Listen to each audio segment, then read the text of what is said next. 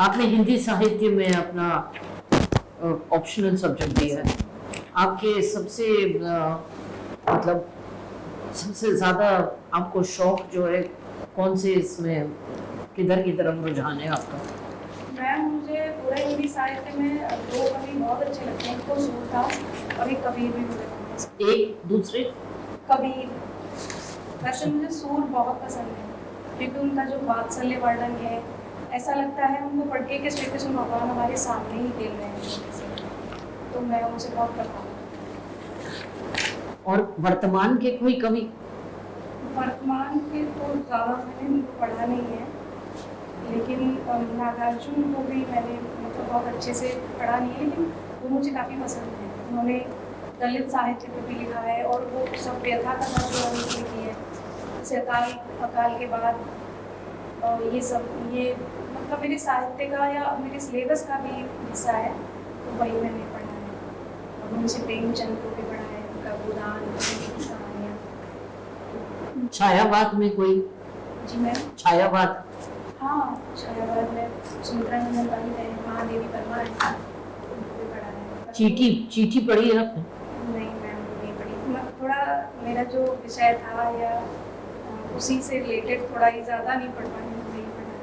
तो मतलब आपने बेसिकली सूरदास और कबीरदास जी का समय का पढ़ा है, वर्तमान के कम पढ़े आपने? वर्तमान के कम।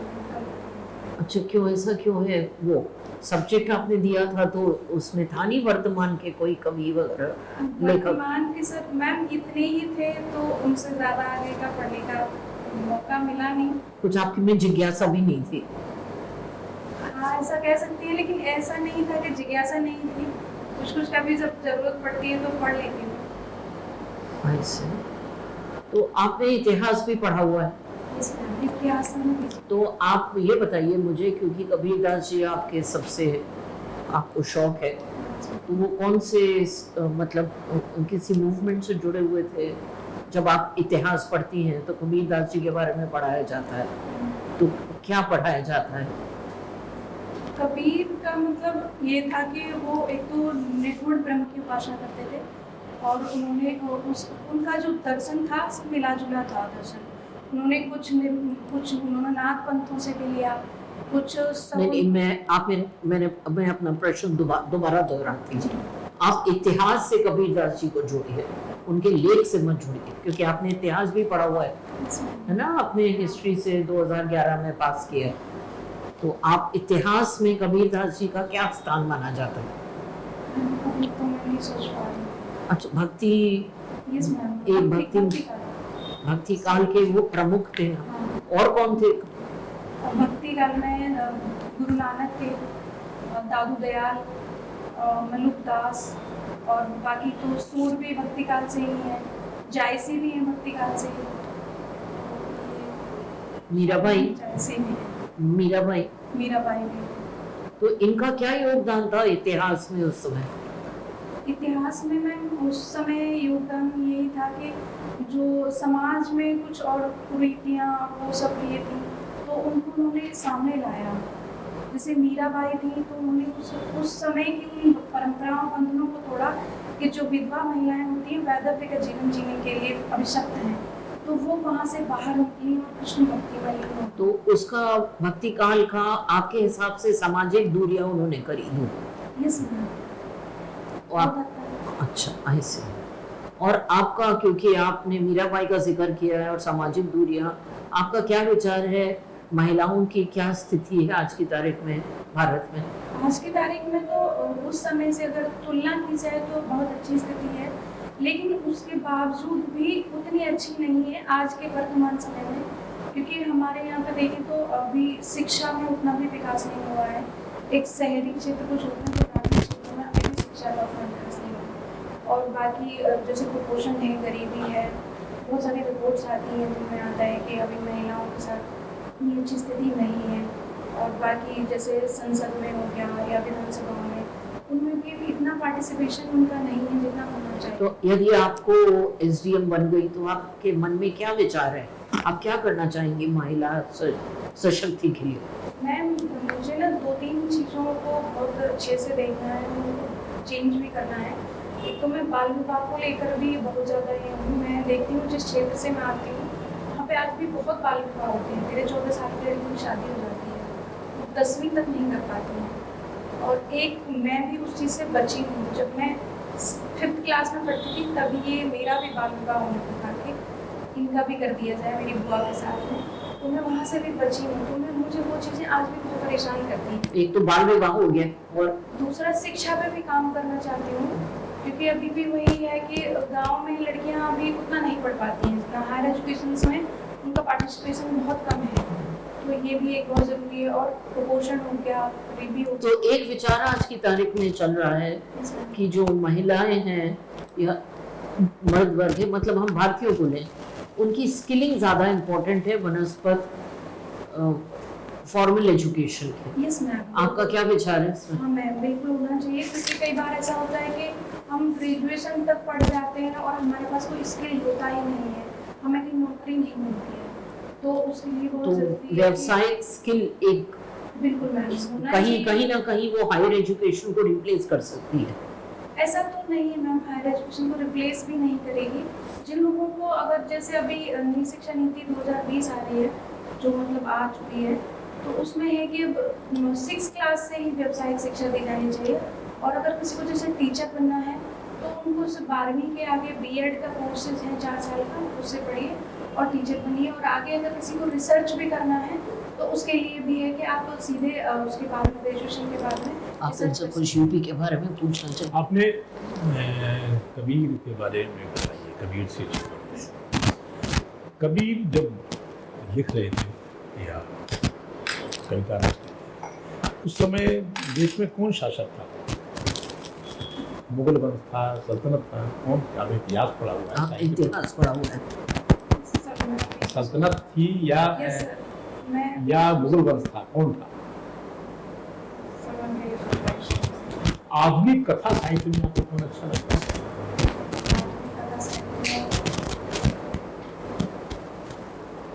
भारतीय हिंदू भी ठीक करते हैं। भारतीय हिंदू ने जब से लिखा है आधुनिक काल उन्हीं से नहीं, आधुनिक तो मैं कह रहा हूँ, तो मेरा मतलब इस समय जो लिख रहे हैं। वर्तमान समय।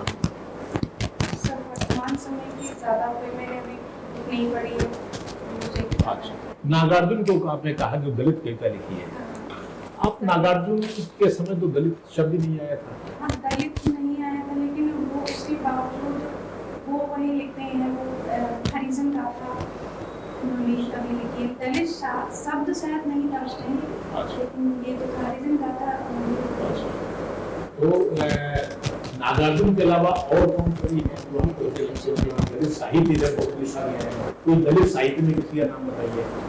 सर ओम प्रकाश वाल्मीकि और इसमें लिख रहे हैं बहुत सारे लोग। ये दलित शब्द और दलित साहित्य कहाँ से आया है?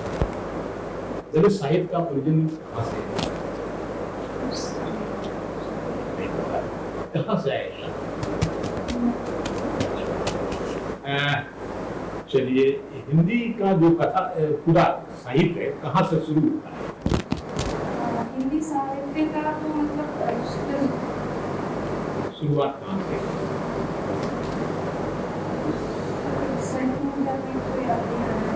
नहीं, क्या आपको लगता है हजारों साल पहले से?